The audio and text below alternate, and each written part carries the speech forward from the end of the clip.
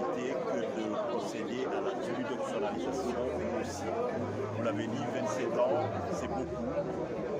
27 ans, quasiment on est à 3 ans de la prescription civile, alors que le dossier aurait pu être réglé par les différents régimes successifs.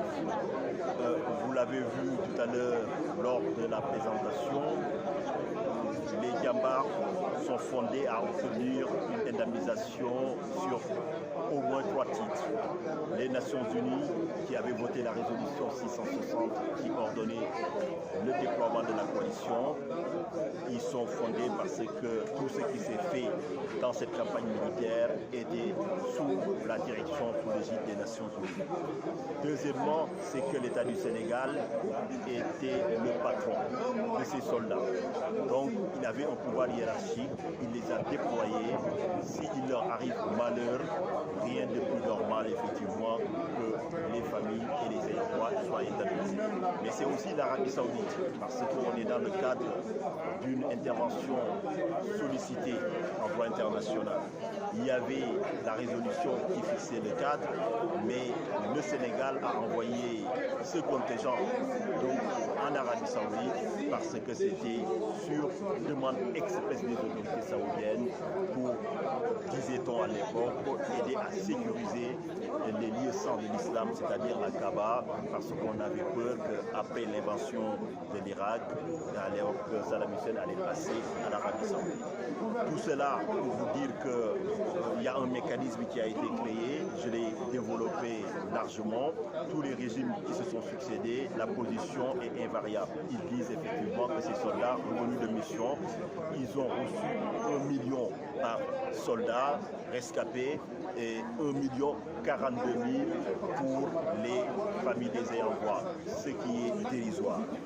On leur rétorque souvent que vous confondez indemnité congé payé avec indemnité de guerre, qui n'a rien à voir et qui y était prévu.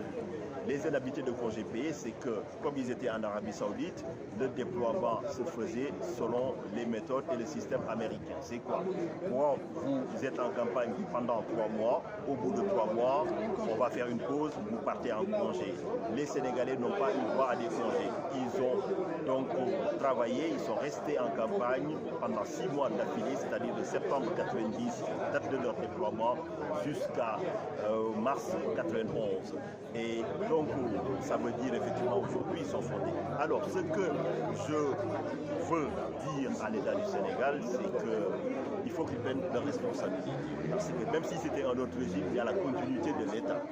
Aujourd'hui, la situation, au-delà du drame que ça représente, la situation est explosive. Et quand je le dis, je pèse bien mes mots. Maktar vous a parlé longuement de la médiation sociale qu'il a fait auprès du calife. Je vais vous révéler une information. Pendant le ramadan, ils étaient prêts à descendre sur le terrain avec leur famille. Le nombre avancé était au nombre de 4000. Et la situation était assez explosive. De tout ça, maître, qu'est-ce que vous comptez faire? Ce qu'on compte faire, c'est que on a préconisé d'abord une chose. On demande, comme on a fait avec le collectif des victimes pour indemniser les victimes des violences électorales en 2012, on propose à l'État du Sénégal d'instituer une commission. Dans cette commission, nous préconisons qu'il y ait des représentants de la société civile, qu'il y ait un représentant du ministère des Finances, parce que c'est eux qui s'occupent de l'argent, un agent judiciaire peut-être de l'État, mais aussi qu'il y ait une présence du collectif des Diambars avec leurs avocats. Avec ce mécanisme, bien sûr, nous demandons une chose très simple pour permettre à la commission de travailler, c'est de procéder à la déclassification de tous les documents relatifs aux versements qui ont été reçus de près ou de loin de l'Arabie Saoudite ou des Nations Unies et en lien et en rapport avec cette campagne, c'est-à-dire de 1991. Si l'État n'accède pas à cette requête dans le délai de 30 jours, nous allons aller chercher les informations là où il faut. C'est quoi? Je vais saisir directement le secrétaire général des Nations Unies, qui est le patron des opérations de maintien de la paix. Tout est archivé. S'il y a des traces de versement, nous nous communiquerons. Le second point, bien sûr, c'est que si l'État n'accède pas à cette requête aussi, nous avons déjà, j'ai fait des contacts avec des officiels saoudiens. Donc nous allons effectivement leur demander de nous donner l'autorisation de publier les documents relatifs à ce qu'ils ont versé. Et à partir de là, bien sûr, nous allons envisager la phase judiciaire. C'est quoi? C'est l'amener concernant l'indemnisation pour les familles, si c'est l'État du Sénégal qui est en faute, l'amener devant la juridiction, soit nationale ou communautaire.